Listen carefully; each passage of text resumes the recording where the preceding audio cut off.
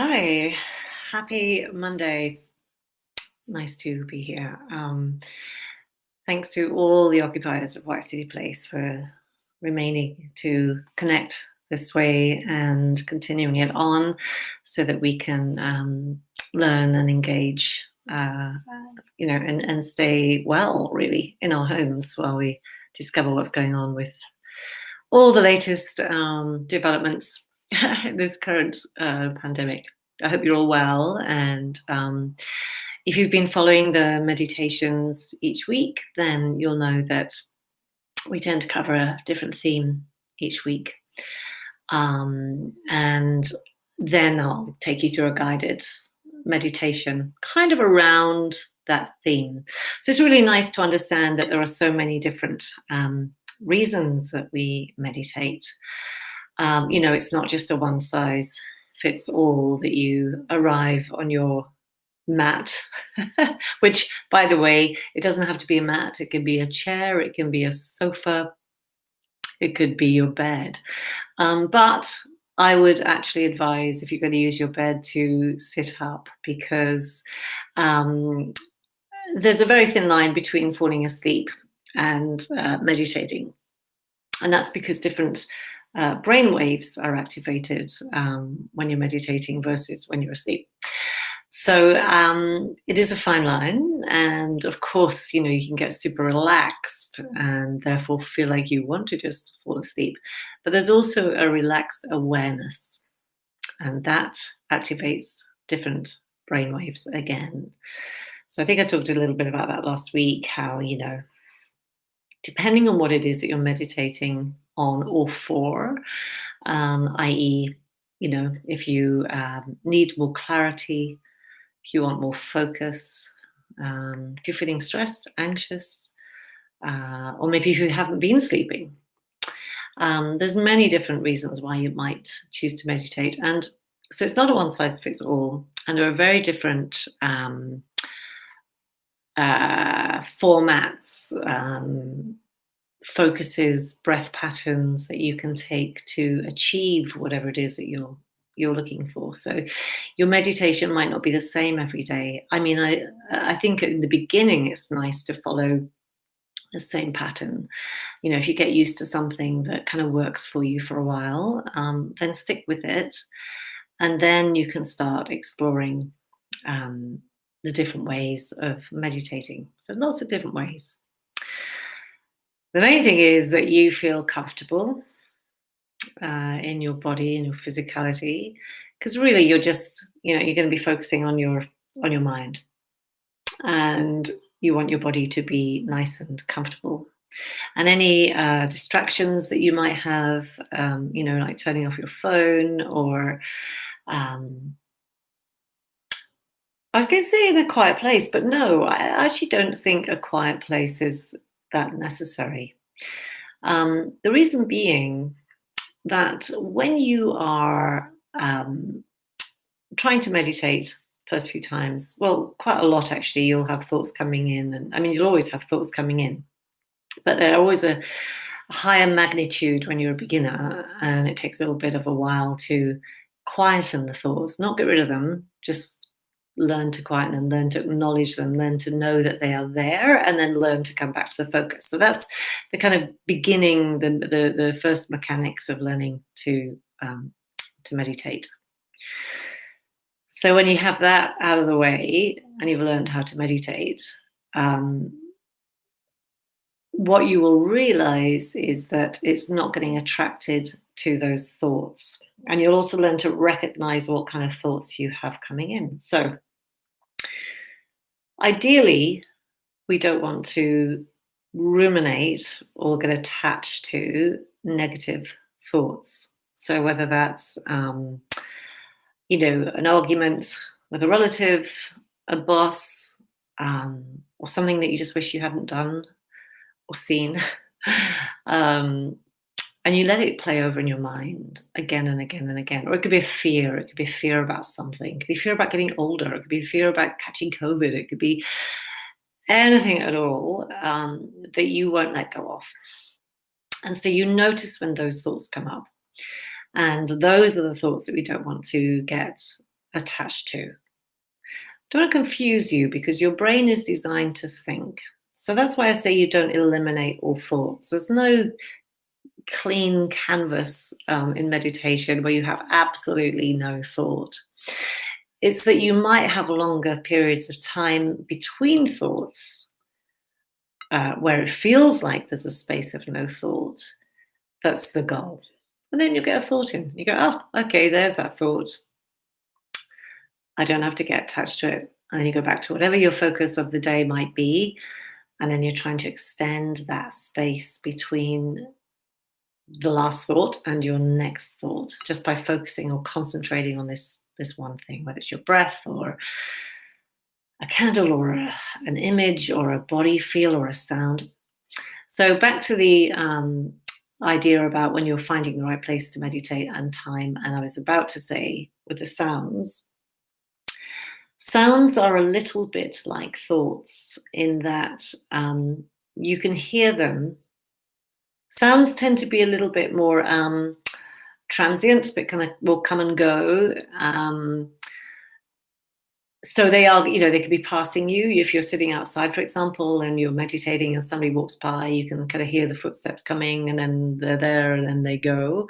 Or you could be sitting at home and hear a siren go by, or suddenly somebody breaks out into laughter. These sounds are great challenges in meditation. So a little bit like thoughts, you don't want to get attached to them. So a thought comes up, you notice it, you let it go, you come back to your focus. It's the same with sounds. So if you're sitting meditating and a sound comes up, you just go, okay, there's that siren. I'm not going to get attached to the narrative. Attaching yourself to the narrative would be, oh, that's the third siren I've heard today. Oh, it's going right to left. That means it's going north. I wonder if it's going to the hospital. I wonder if that's a COVID person. I wonder if it's going to just go through the red lights. Oh, gosh, I must remember, that thing about the red lights. I must tell my husband, blah, blah. And on it goes. It can be ridiculous. You just end up going down this rabbit hole. So that's you getting attached to the narrative in a thought. So same with sounds. You hear a sound, you just go, oh, okay, come back to my focus. And just one more thing on thoughts. If you have a positive thought, it's not a bad thing. You don't have to kind of bat it out of the way. If it makes you feel good, that's nice. But know that if you get too attached to the story, to the narrative, as I just described, then the narrative might lead to a negative place. Okay, so obviously, even when we're being mindful and we're walking around, we're going to have positive thoughts. We're going to be planning ahead. We can't help but plan ahead. We have to a degree. Whether I turn the corner on the second right or I pick up some milk on the way home. You have to plan things. That's absolute normal life. So that's a different kind of thought to ruminating over something that you can't control. Yeah, that's the difference. What you can control and what you can't control. But also know that even with good thoughts, they're still going to be there to pick up at the end of your meditation if they're worthwhile, if they're worth picking up. They're going to be there anyway. So you can let it go. And the idea with meditation is that you are just coming into the present moment. So whatever you are focusing on, whether it's your breath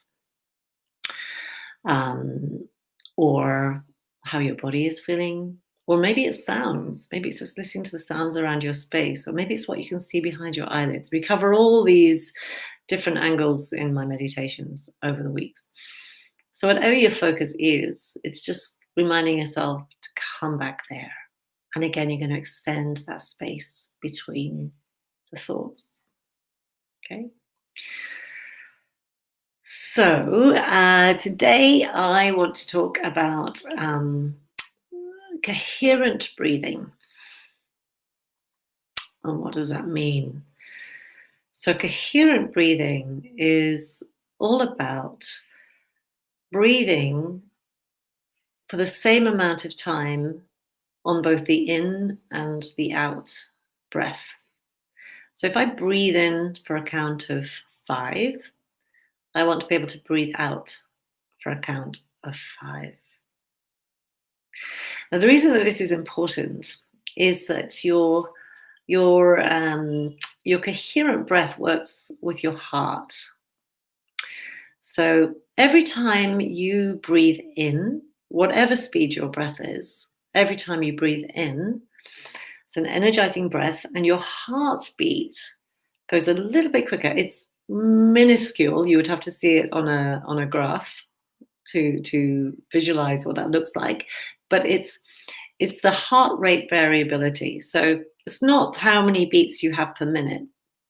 It's that you might have 0.8 seconds between two heartbeats for a few, and then it might go to 1.05 after that between beats. It could change, and that's really good.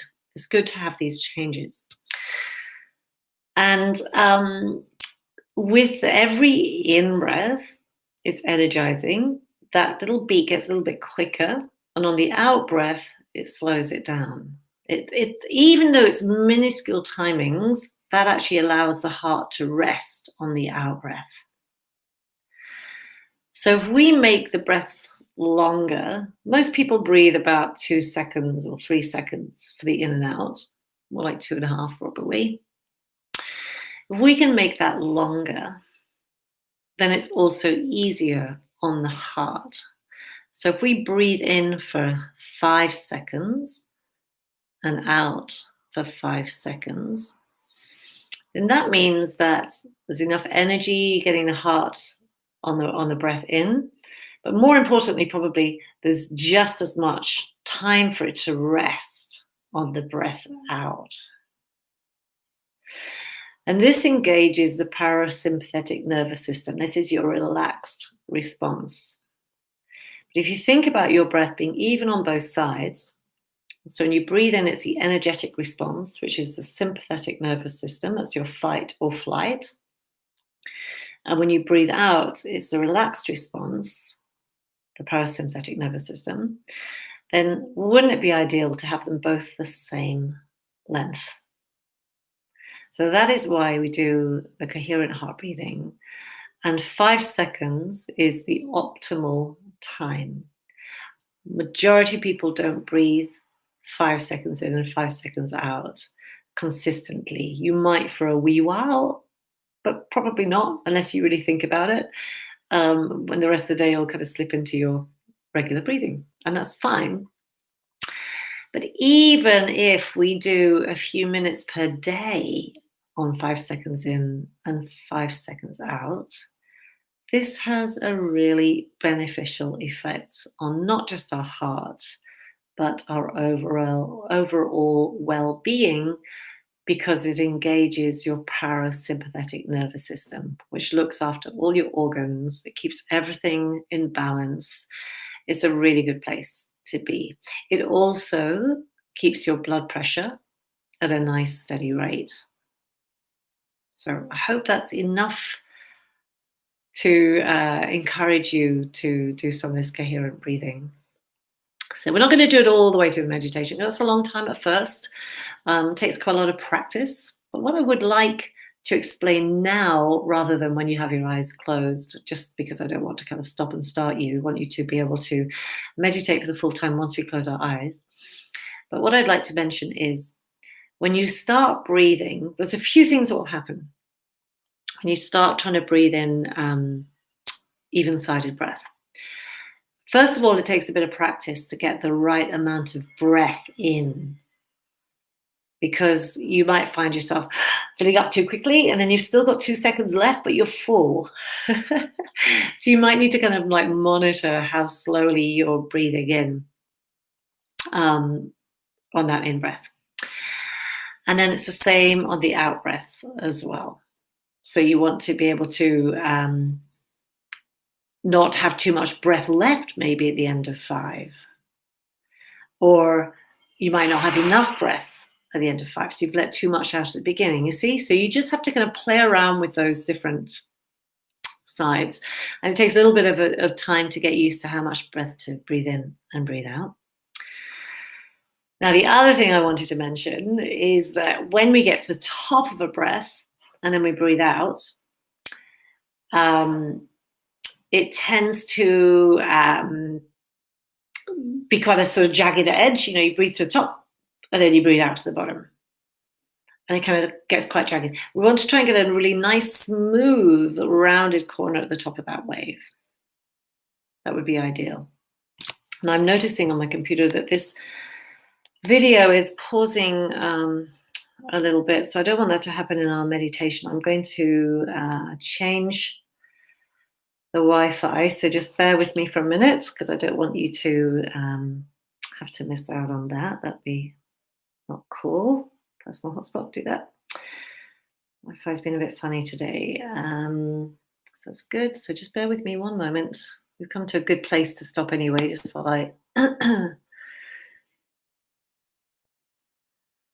try and sort this out. Just takes a moment. There it is. Yeah.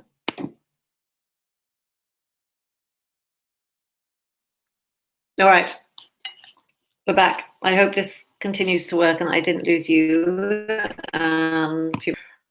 So we're going to continue with what I was saying about the even breath, the coherent breathing in and out. So I still think it's not very good connection, but we will try. All right, so let's just get started then. So we're going to try and, that was the thing I was talking about. We're talking about make at the top of the wave. So when you're breathing in and then breathing out, you want it to be smooth. So the best way to do that is that quite often when we get to the end of a breath, whether it's an in or an out, we want the other one to happen quickly. So we sort of take a deep breath at the beginning and breathe in too much oxygen, or the other way around, and we breathe out too much when we get to the top of the in-breath too quickly. So you want to slow the response at the end of each breath and gradually go into the next breath, if that makes sense, to kind of try and get a rounded wave going on. Yeah, so hopefully that all makes sense. Let's give that a go. So sitting nice and easy on your seat, I'd allow yourself just to get comfortable, like really sink into your bones. And just notice how the body is as you're sitting there. What do you need to do to relax the body a little bit more? Is there any other way that you can sit? Or are you quite happy the way that you're sitting right now? Does it feel good? Does it feel supported?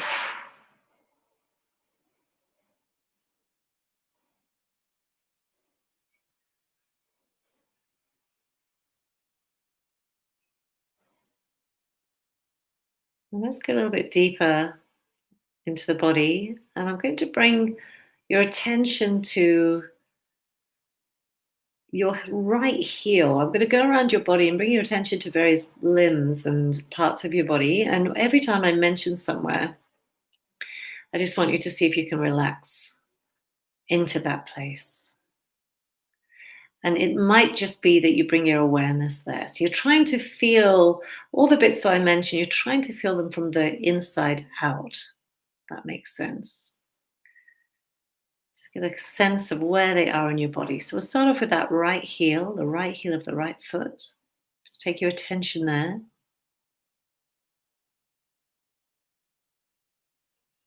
To the middle arch of your right foot. To your right big toe. Your second toe. Middle toe. Fourth toe. And your little toe.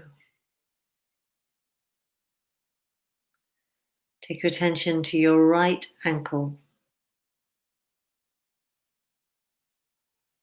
The right calf.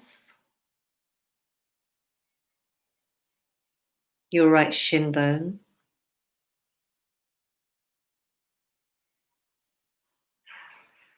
your right knee, above your knee, below your knee, and behind your knee. You have lots of ligaments and tendons that are all active all the time, and it'd be really nice to soften into them. We put so much pressure and weight on our joints. So try and imagine that softening just a little bit.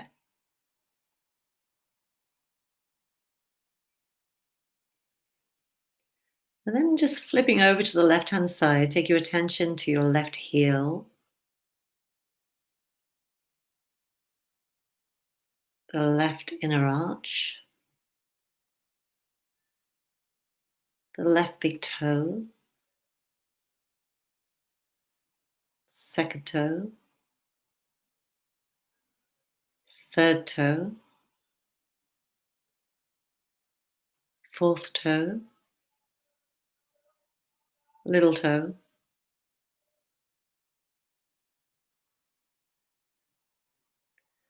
and the left ankle, your left calf, your left shin bone, and your left knee, above your knee, below your knee, behind your knee.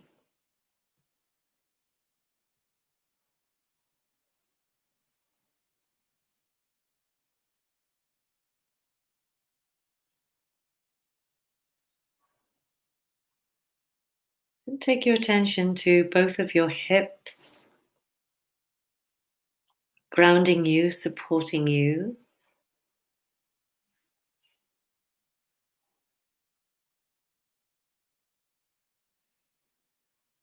And then tracing up your spine. So start at your sacrum, right at the bottom of your spine.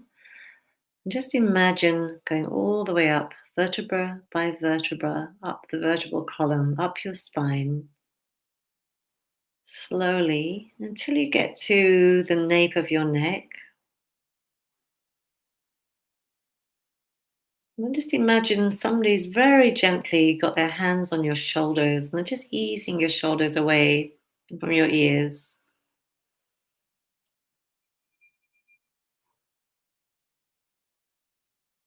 You feel your shoulder blades relaxing.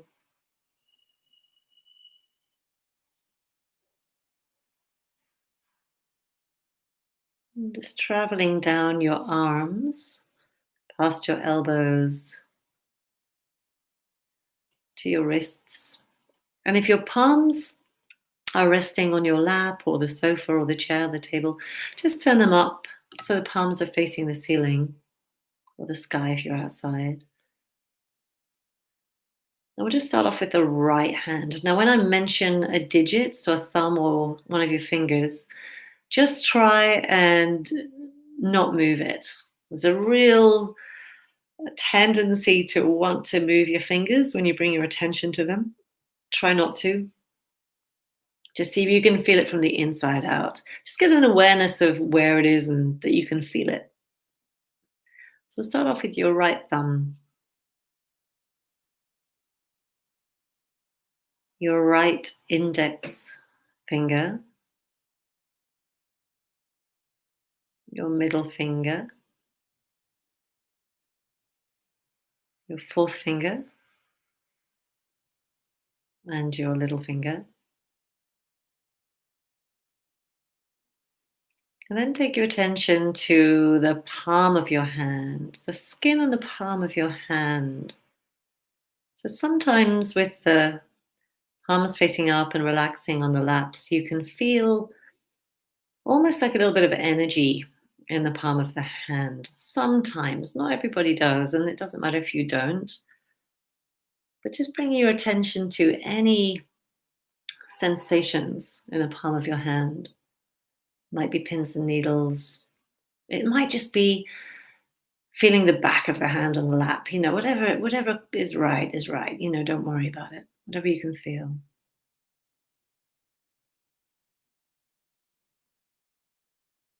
And then take your attention just gently to your left side, your left hand. So we're going to start off with your left thumb. Try not to move it. And then your left index finger,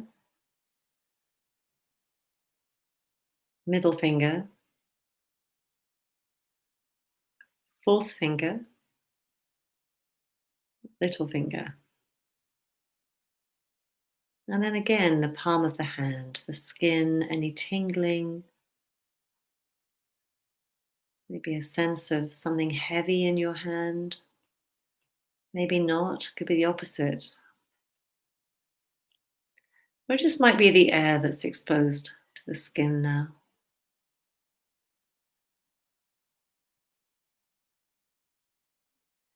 Then taking your attention back to your neck and tracing along the back of your head all the way up to the crown of your head. And when you get to the crown of your head, see if you can feel from the inside out that area. And you can imagine it, if you like, as a circle or a rectangle or just a kind of curvy lined space. Whatever it is, instinctively comes up when you imagine the crown of the head.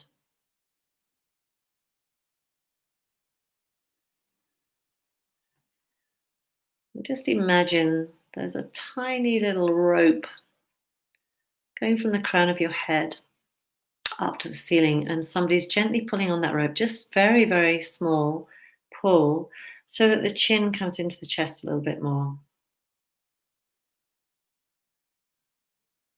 You're going to feel the spine straightening a little bit more. And then just let that go, just sink into your bones.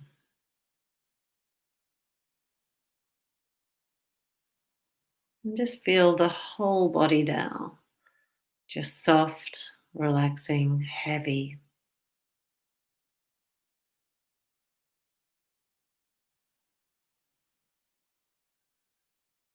Notice any sensations that come up anywhere in the body. And then just notice if there's one part that sticks out the most. In other words, if you've got maybe a slight ache somewhere, or a part of your skin that feels a bit tight, or an injury, or maybe just a part of your body that you can feel more than anything else. And just take your attention to whatever that might be. Might even just be one of your sitting bones, more pressure than the other one. It can be very subtle. Bring your attention to that one part.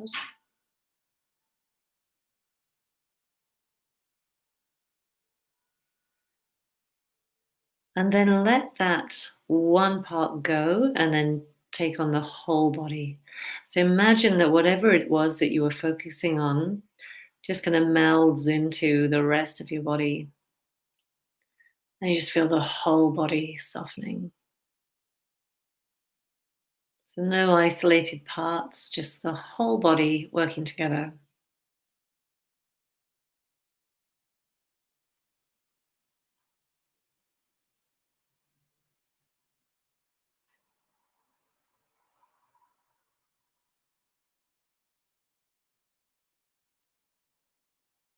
And just see if you can almost lose the idea of the form of the body.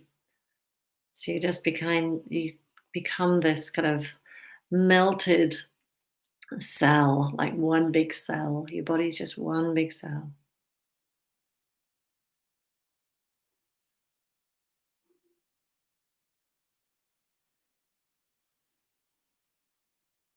And then just taking your attention to the back of your eyelids and seeing what comes up there.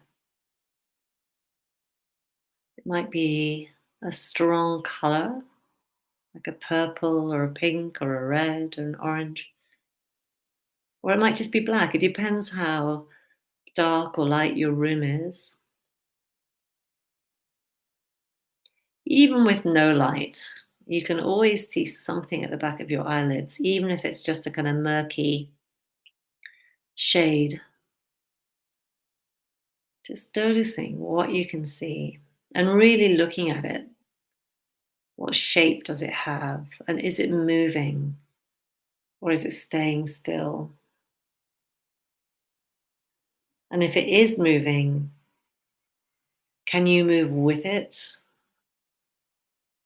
Can you still hold the focus even though it might disappear off the screen of your eyelids? And be open to whatever comes up after that. So you're keeping your eyes focusing on the same space and just accepting whatever comes up. Now, this is one of those places where you might start to get thoughts coming in. It's always easier at the beginning when you have a new focus, like we just came to the back of the eyelids. It's always easier at the beginning to hold the focus. And it's only when we get a little bit used to it, that's when the thoughts come in. And this is where the challenge lies. So you're looking at the back of the eyelids, and if a thought comes in, just notice it. And then just come back to the eyelids. Just remind yourself, oh yeah, I'm not going to get attached to that thought. I'm going to come back to behind the eyelids. As many times as you need to do that.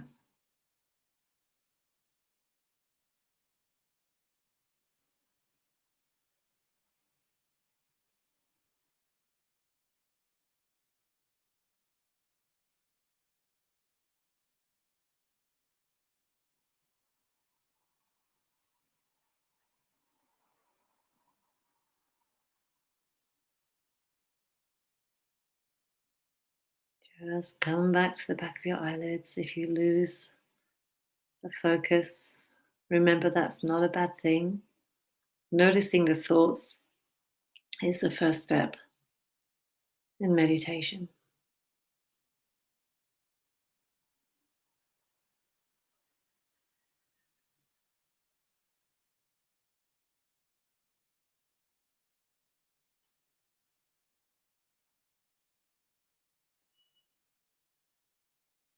Okay. Now we're going to start the coherent breathing. And we're going to try and breathe in for 5 and out for 5. I will count you in, so don't start yet. I'll count you in just so that you keep to the seconds, and I'll do a few rounds with you. And then I want you to see if you can manage it yourself. So we're going to take it really slowly.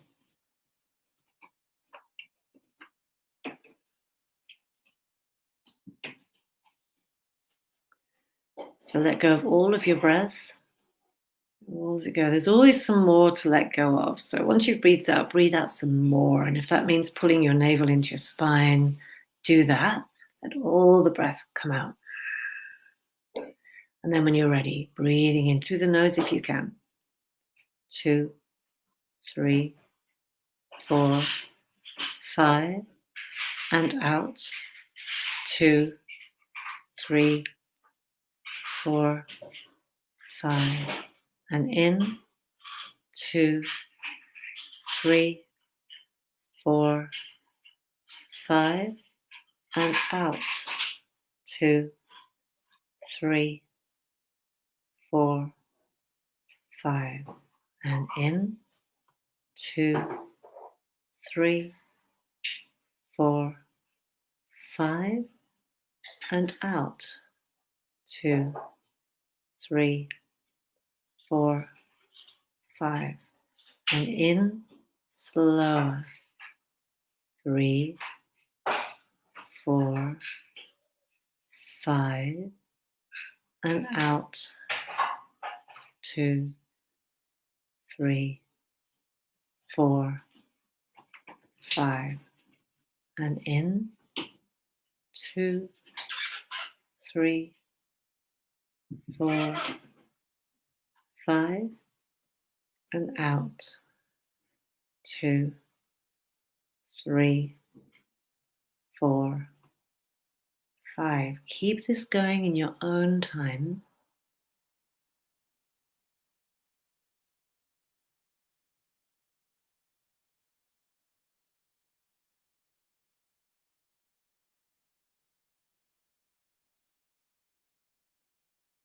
Start to notice the texture of your breath. As you're counting, is your breath going in smoothly, or is it a little bit staccato because it's counting still mentally? Or can you kind of smooth out that breath? Are you running out of breath? Do you need to breathe in a little bit slower at the beginning of the inhale so that you've got enough lung capacity left for the top of the breath?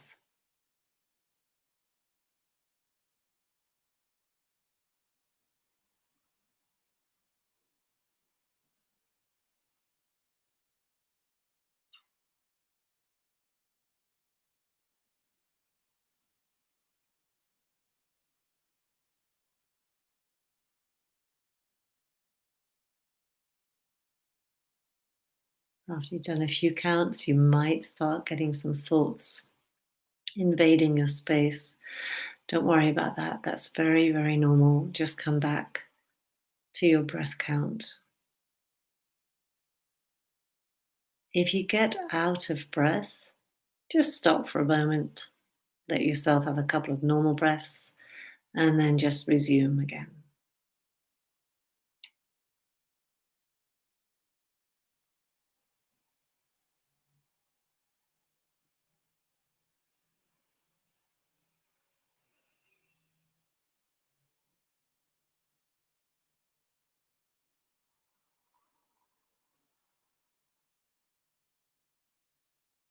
Remember, everything is even sided.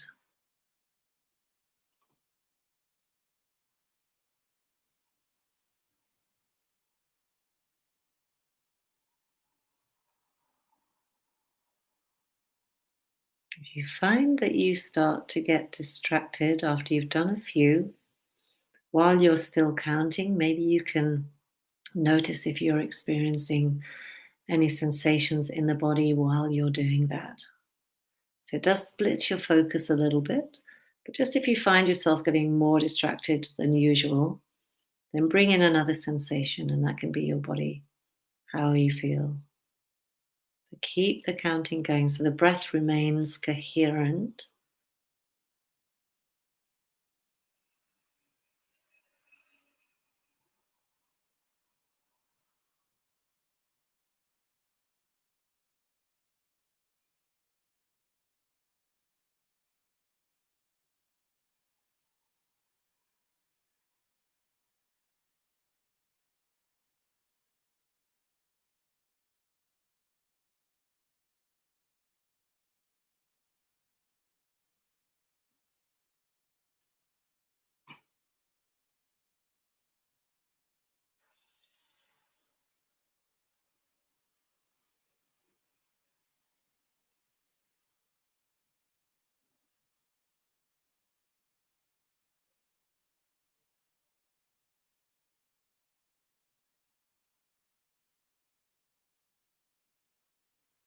And notice how you're going at the top of the breath and at the bottom of the breath. Are you able to round the corners as you start to, excuse me, start to breathe in?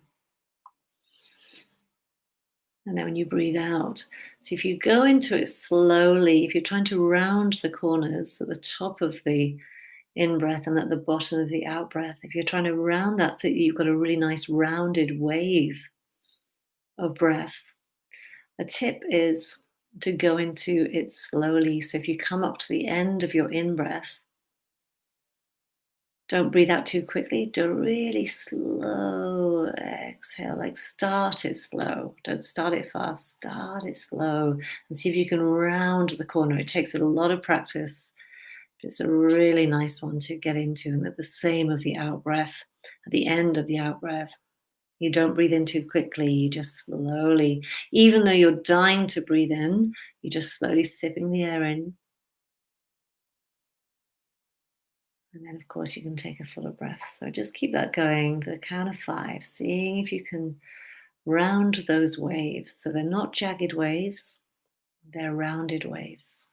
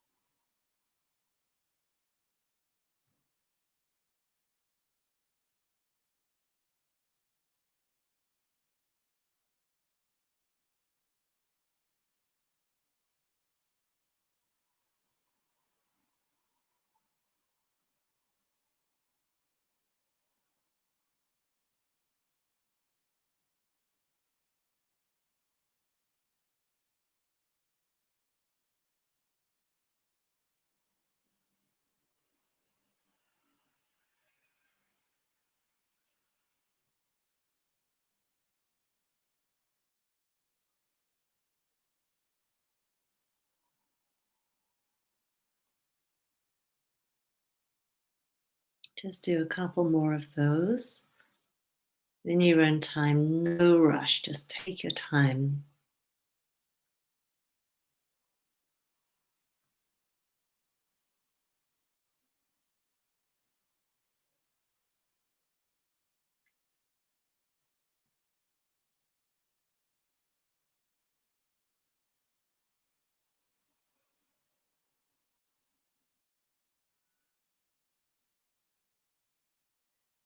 When you come to the end of your last one, let it go. Don't need to count anymore. Just allow your body to recover a little bit, quite literally taking a breather from the counting. So, this is your natural breath. What we were just doing was your conscious breath. You're consciously breathing in a coherent way, which is really good for your heart and your blood pressure.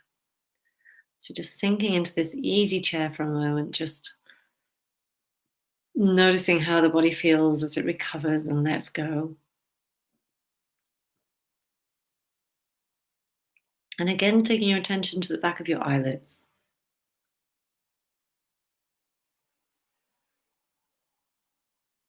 And keeping that focus on the back of your eyelids, just get an idea of how the hands are going. Any sensations in your fingers without moving them, the hands, the palm of the hand, anything tingling. Quite often, when we do the coherent breathing, it really revs up the circulation, so your fingertips might be a bit warmer. So it's a nice one to remember as the weather starts to cool.